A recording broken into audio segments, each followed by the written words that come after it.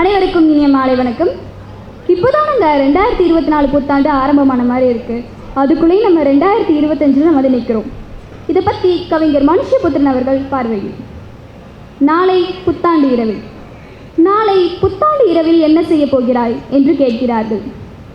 இந்த நகரத்தில் போவதற்கு இடமில்லாதவர்கள் யாரேனும் இருந்தால் அவர்களுக்கு என் வீட்டை திறந்து வைப்பேன்.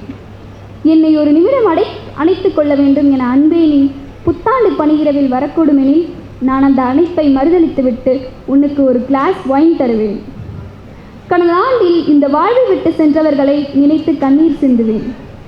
புத்தாண்டு இரவில் எங்காவது பிறக்கும் ஒரு குழந்தையை மானசீகமாக நம்பிக்கையுடன் கையில் ஏந்திக் கொள்வேன். எனக்கும் நடக்கக்கூடாததெல்லாம் நடந்துவிட்டன. ஆனாலும் இன்னொரு புத்தாண்டில் பிடிவாதமாய் வந்து நிற்கிறேன். பருவங்கள் முடிகின்றன. யாரும் யாரையும் விட்டு ஒரேடியாய் போய்விடுவதில்லை. இருவருக்கும் இடையே ஒரு பருவம் முடிகிறது, அவ்வளவுதான். எதுவும் மாறாது என்று சொல்லிதான் பிரிக்கிறார்கள். இல்லை, எல்லாம் மாறுகின்றன. வசந்தம் முடிந்து கோடைகள் தொடங்குகின்றன. வசந்தத்தில் இருந்த அதே நபர்கள்தான் நாம். ஆனாலும் கோடையின் பழக்க வழக்கங்கள் வேறு. நாம் மாற்றிக்கொள்ளத்தான் வேண்டும். சீக்கிரம் வந்து விடுவேன் என்று சொல்லிக்கொண்டுதான் விடை பெறுகிறார்கள். சீக்கிரம் இல்லாவிட்டாலும் தாமதமாக வேணும், வரதான் செய்வார்கள். ஆனால் அப்போது மழைக்காலம் முடிந்து கடும் குளிர் தொடங்கியிருக்கும். நம் ஆடைகள் மாற வேண்டும், நம் கனவுகள் மாற வேண்டும், நம் சொற்கள் மாற வேண்டும். உன்னுடன் தான் இருக்கிறேன் என தொடர்ந்து சொல்லிக்கொண்டே இருக்கிறாய். அன்பே, நாம் முடிந்து போகாமல் இருக்கலாம். நம் பருவங்கள் முடிகின்றன, பின் வருகின்றன சம்பிரதாயங்களின் பருவங்கள். ஒருவருக்கொருவர் யாரோவாக தோன்றும்படி கண்ணெதிர இருக்கிறார்கள், கண்காணாமல் போனது போல. இப்போதெல்லாம் ஏன் எல்லாம் இவ்வளவு சீக்கிரம் கலைந்து விடுகின்றன? கையிலிட்ட மருதாணி சிவப்பதற்குள் அந்த கையை அலம்பினார் போல. தலைப்பு: சர்க்கஸ் கூடாரத்தை பிரித்து கொண்டிருக்கிறார்கள், கடை சாத்தி கொண்டிருக்கிறார்கள். புத்தக கண்காட்சியின் சர்க்கஸ் கூடாரத்தின் கயிறுகளை அவிழ்த்து கொண்டிருக்கிறார்கள். நடனம் முடிகிறது, திருவிழா முடிகிறது. இன்னும் விற்கப்படாத உயிருள்ள மற்றும் இறந்த எழுத்தாளர்கள் மைதானத்தை விட்டு தளர்ந்த நடையுடன் வெளியேறுகிறார்கள். நாளை இந்த இடம் இயல்புக்கு திரும்பிவிடும். இங்கே சுற்றி திரிந்தவர்களும் கூட இயல்புக்கு திரும்பி விடுவார்கள். அடுத்த திருவிழா வரை இனி யாரும் புத்தகங்களை பற்றி பேச மாட்டார்கள். புத்தகங்களின் பின்னணியில் செல்ஃபிகளை காணவியலாது நள்ளிரவாகி கொண்டிருக்கிறது. யாரோ ஒரு வாசகன் மட்டும் பைத்திய கண்களோடு சுற்றி திரிகிறான்.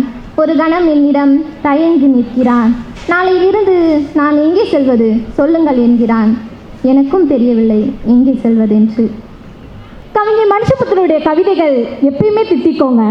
அப்படி இன்றைக்கு வெளிவரும் நாளை என்பது உன்னை காணும் நாள் தொகுப்பிலிருந்து ஒரு சின்ன கவிதை. 3 முத்தங்கள். இந்த தலைப்பை கேட்ட உடனே நீங்கள் எல்லாம் கற்பனையில் ஆழ்ந்திருப்பீங்கன்னு நினைக்கிறேன். அவங்க எல்லாரையும் கேட்டுக்கொள்கிற ஒரு நிமிடம் இந்த கவிதையை கேட்குமாறு. 3 முத்தங்கள் வாழ்வை முழுமையாக்குகின்றன. கண்களில் இட்ட முத்தம் நட்சத்திரங்களை அருகில் காண வைக்கிறது.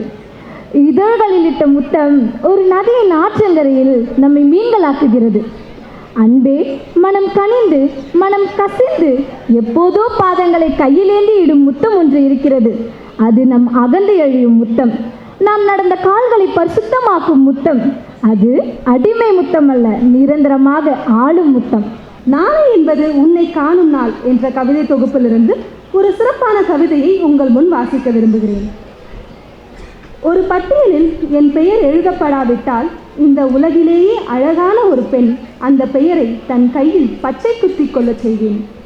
ஒருவரது புத்தக அடுக்கில் என் புத்தகம் இடம்பெறாவிட்டால் அவருக்கு நல்வழி காட்டும் கைவிளக்கொன்றை அனுப்பி வைப்பேன். ஒரு விருதுக்கும் நான் பரிசீலிக்கப்படாவிட்டால் என் புஜங்களை, வலிமையை சூரியனை நோக்கி உயர்த்தி காட்டுவேன். ஒரு இடத்திற்கும் நான் அழைக்கப்படாவிட்டால் எல்லா இடங்களிலும் பேய் மழையின் தண்ணீரை போல என் சொற்களை நான் பரவச் செய்வேன். புறக்கணிப்பு என்பது நன்கு பொரிக்கப்பட்ட கோழி இறைச்சி போன்றது. அதை நான் இந்த ஸ்காட்சோடு சேர்த்து ருசித்து விரும்பி உண்பேன். எனக்கு எதையும் தராதீர்கள், நான் உங்களுக்கு என்னால் இயன்றதை தருவேன். விலை கோராத அன்பு. எல்லா அன்பிற்கும் ஒரு சிறிய விலை இருக்கிறது. கொஞ்சம் பணம், கொஞ்சம் நேரம், கொஞ்சம் உணவு, கொஞ்சம் முத்தம், கொஞ்சம் இதம், கொஞ்சம் பரிசுகள், எதையாவது விலையாக தரத்தான் வேண்டும். விலை கேட்காவிட்டாலும் கொடுத்து விடுவதே நல்லது. எந்த விலையும் கோராத அன்பு எப்போது வேண்டுமானாலும் தன்னை விலக்கிக் கொள்ள தயாராக இருக்கிறது. அது நிச்சயமின்மையை உருவாக்குகிறது. ஒரு விலையும் தர தேவையில்லாத அன்பு எதுவும் அன்பை போலவே தோன்றுவதில்லை.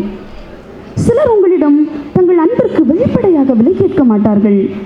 அதனாலேயே அதை அவர்கள் விரும்பவில்லை என்று பொருள் அல்ல. நீயாக அதை புரிந்து கொண்டு செலுத்திவிடுவதுதான் அந்த அன்பை நீட்டிக்கும் முறை. விலை கேட்காத வேலி மலர்கள் சாலையோரம் கேட்பாரற்று கிடக்கின்றன. உனக்கு இதுவரை ஒரு விலையும் நிர்ணயித்துக் கொள்ளவில்லை எனில் இனி இப்போதே ஒரு குறைந்தபட்ச விலைச்சீட்டை உன்மேல் ஒட்டிக்கொள். இந்த உலகில் உன் இருப்பை நிலைநாட்ட அது ஒன்றே வழி. அவ்வளவுதான். தலைப்பு மார்கழி எனும் அற்புதம். மார்கழியின் முதல் நாள் காலையில் இவ்வளவு அதிகாலையில் குளிர் என்னை எழுப்புகிறது. நான் நேற்று வந்த குளிர் அல்ல, இன்று என் பெயர் மார்கழி பனி என்று இறுகத் தழுவுகிறது. இலைகள் மேலும் பாலங்கள் கீழும் பனிப்படலங்கள் தோன்றுகின்றன. பறவைகள் சற்று தாமதமாக விழிக்கின்றன. மார்கழியில் என் மனம் பிரிந்துவிடும்.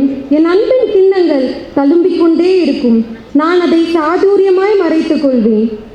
சில்லிட்ட ஒவ்வொன்றையும் பிரியமாய் தொடுவேன். குழாய் தண்ணீரின் குளுமை என்னை ஆழமாய் தொடும்.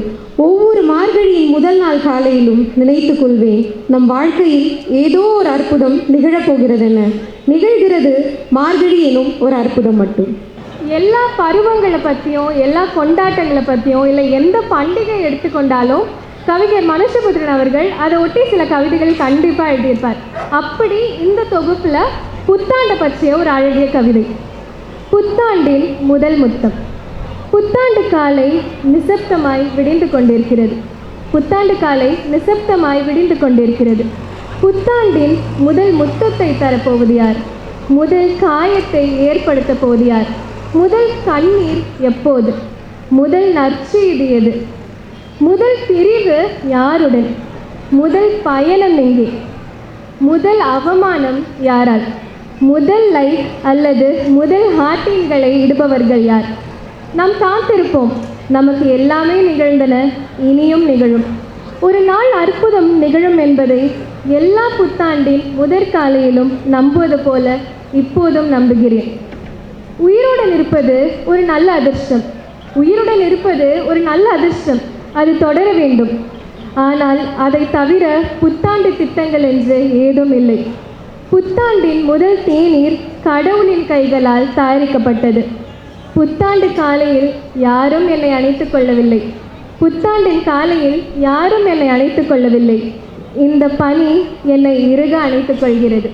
அனைவருக்கும் வணக்கம். கவிஞர் மனுஷபுத்திரனின் நாளை என்பது உன்னை காணும் நாள் கவிதை தொகுப்பிலிருந்து ஒரு கவிதை. கவிதையின் தலைப்பு யானையாக இருப்பதன் பயன் என்ன?